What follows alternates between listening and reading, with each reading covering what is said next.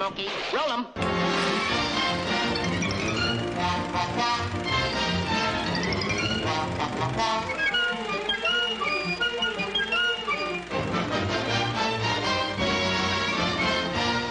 Well, here I am.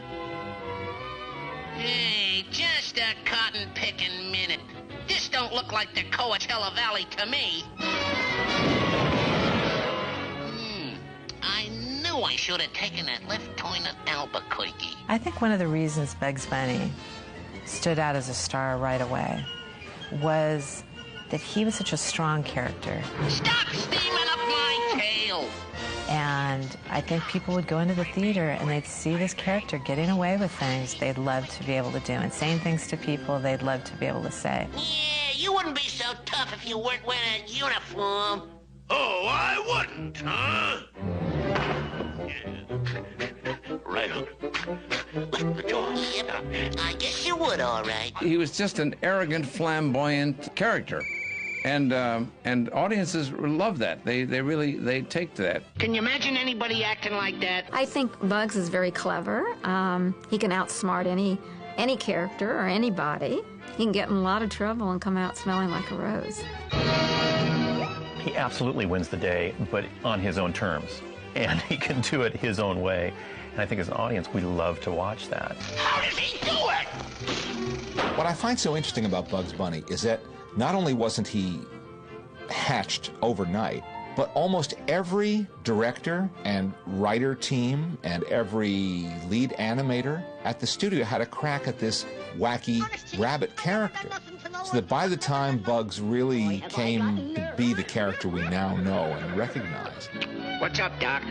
he was a collaborative effort, and maybe that's why he was so good. Okay, cut the cards.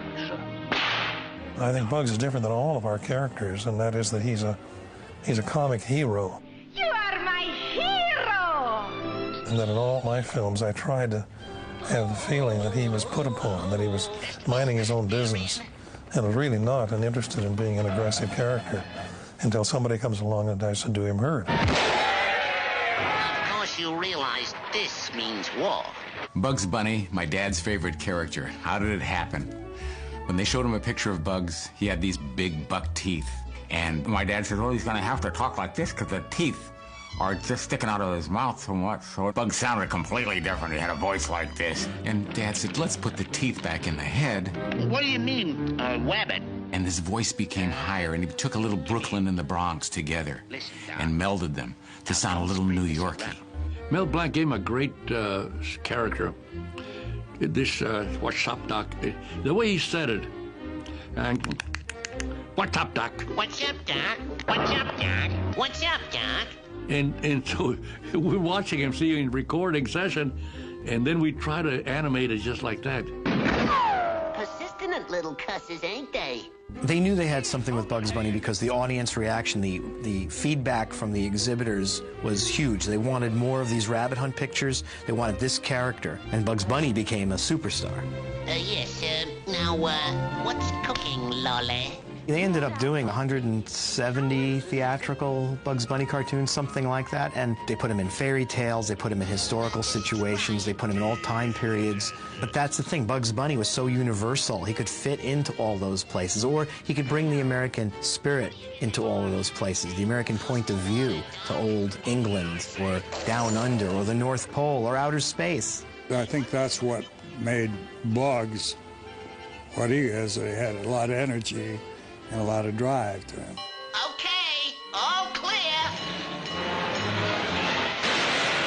I don't know that I could ever have too much of Bugs Bunny. I think he seems to bring a perspective of the world that maybe I'd like to emulate. Bugs is always in charge. Bugs always knows what's going on. Bugs always wins. And so it's kind of hard to think of any other cartoon character that would give a kid that kind of, identification.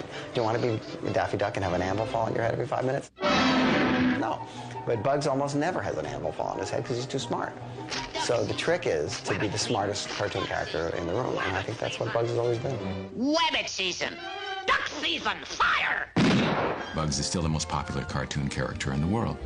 He's a hero without being Superman or Mighty Mouse because he does it with his brain.